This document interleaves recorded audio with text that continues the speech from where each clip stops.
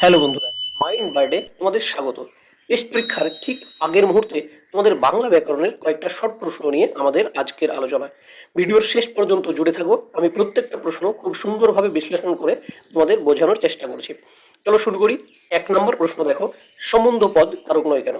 তোমরা জানো কারক হচ্ছে ক্রিয়াপদের সঙ্গে অন্যান্য পদের সম্পর্ককে বলে, কিন্তু সম্বন্ধ পদের ক্রিয়াপদের সঙ্গে সরাসরি কোনো সম্পর্ক থাকে না, তাই সম্বন্ধ পদকে কারক বলা যায় না। 2 নম্বর প্রশ্ন, সমধাতুজ কর্মের একটি উদাহরণ দাও। সমধাতুজ কর্ম অর্থাৎ যে ধাতু থেকে ক্রিয়াপদ নিষ্পন্ন হয় সেই ধাতু থেকে নিষ্পন্ন কোনো পদ যদি সেই বাক্যের কর্মপদ হয় তখন তাকে সমধাতুজ কর্ম বলে। একটা উদাহরণ দিলে বিষয়টা পরিষ্কার হবে তোমাদের কাছে। এখন এক ঘুম ঘুমিয়ে নাও, দেখো এখানে ঘুমিয়ে নাও ক্রিয়াপদ আর ঘুম কর্মপদ একই ধাতু থেকে নিষ্পন্ন হয়েছে, তাই এটি সমধাতুজ কর্মের উদাহরণ। প্রশ্ন নাম্বার 3, অনুসর্গ ও বিভক্তির একটি পার্থক্য লেখো। খেয়াল করো, অনুসর্গ অনু অর্থাৎ পশ্চাতে অর্থাৎ পরে, তাহলে কি বলতে হবে যে অনুসর্গ হচ্ছে মূল শব্দ থেকে একটি পৃথকভাবে বসে আর বিভক্তি মূল শব্দের সঙ্গে যুক্ত হয়ে বসে।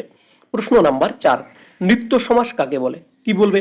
যে সমাসের প্রথাগত ব্যাস বাক্য হয় না তাকে নিত্য সমাস বলে, যেমন অন্নগ্রাম সমান সমান গ্রামান্তর।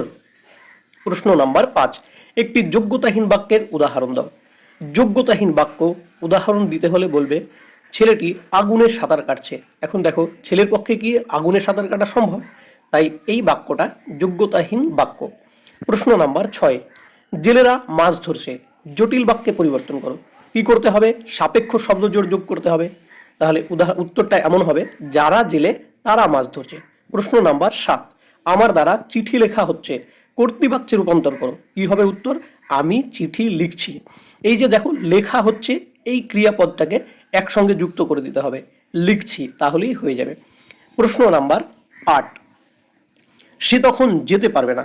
হ্যাঁবাচক বাক্যে পরিবর্তন করো। এইটা আমার মতে দুই ভাবে করা যেতে পারে।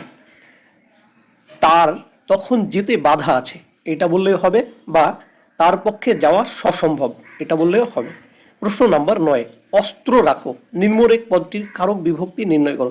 দেখো এখানে বলছে নিম্নরেখ পদটির, অর্থাৎ নিম্ন যেটা নিচে রেখা দেওয়া আছে, কিন্তু প্রশ্ন হচ্ছে এখানে রেখা চিহ্ন দেওয়া নেই, তাহলে কি করে নির্ণয় করবে? খেয়াল করো, অস্ত্র রাখো, রাখো হচ্ছে ক্রিয়াপদ, তাহলে একটাই পদ বাঁচলো অস্ত্র, এর কারক নির্ণয় করতে বলছে, কি রাখতে হবে?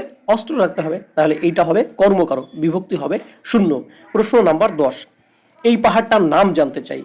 প্রশ্নবাচক বাক্যে রূপান্তর করতে হবে, তাহলে কি বলবা? খুব সহজ, এই পাহাড়টার নাম কি? হয়ে গেল। প্রশ্ন নাম্বার 11, আশা হোক এর কর্তৃবাচ্যে রূপান্তর করো।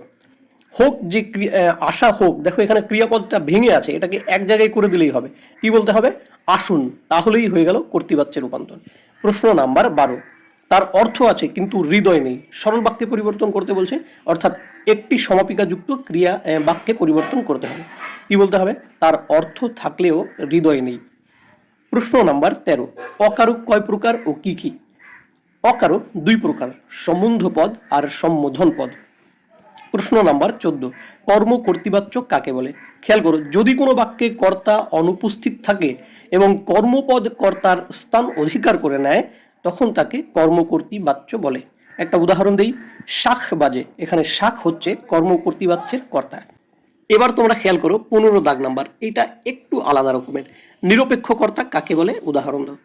খুব সহজভাবে বলবে, যদি কোনো বাক্যে সমাপিকা ক্রিয়া এবং অসমাপিকা ক্রিয়াপদ দুটোই থাকে তাহলে অসমাপিকা ক্রিয়াপদের কর্তাকে বলে নিরপেক্ষ কর্তা। উদাহরণ, রাম এলে শ্যাম যাবে। খেয়াল করো, এলে ক্রিয়াপদের কর্তা হচ্ছে রাম, তাহলে রাম হচ্ছে এখানে নিরপেক্ষ কর্তা। তারপরে প্রশ্ন, একটি বাক্যে মুখ্য কর্ম ও গৌণ কর্মের উদাহরণ দাও। তোমরা জানো যে মুখ্য কর্ম অর্থাৎ বস্তুবাচক আর গৌণ কর্ম অর্থাৎ ব্যক্তিবাচক। উদাহরণ দেবে, রাম শ্যামকে কলম দিল। তাহলে রাম হচ্ছে কর্তা, শ্যামকে হচ্ছে গৌণ কর্ম, আর কলম হচ্ছে মুখ্য কর্ম। প্রশ্ন নাম্বার 17, ব্যাস বাক্য সহ সমাস নির্ণয় করো। প্রতিদিন, এটা অব্যয়ীভাব সমাসের উদাহরণ, ব্যাস বাক্য হবে দিনে দিনে। প্রশ্ন নাম্বার 18, সত্য কথা বলতে দোষ কি? নির্দোষক বাক্যে পরিবর্তন করো। সত্য কথা বলার দোষ নেই। প্রশ্ন নাম্বার 19, মানুষের প্রতি বিশ্বাস হারানো উচিত নয়। অনুজ্ঞাবাচক বাক্যে, মানুষের প্রতি বিশ্বাস হারিও না, তাহলেই হয়ে যাবে। প্রশ্ন নাম্বার 20 দেখো, এটা আমাদের আজকের আলোচনার শেষ প্রশ্ন। এ কার লেখা? প্রতিবাদ চেয়ে পরিবর্তন। তাহলে কি বলতে হবে? এটি কে লিখেছে, তাহলেই হয়ে যাবে। আজকের ভিডিও এই পর্যন্ত। তোমাদের কেমন লাগলো অবশ্যই জানাবে।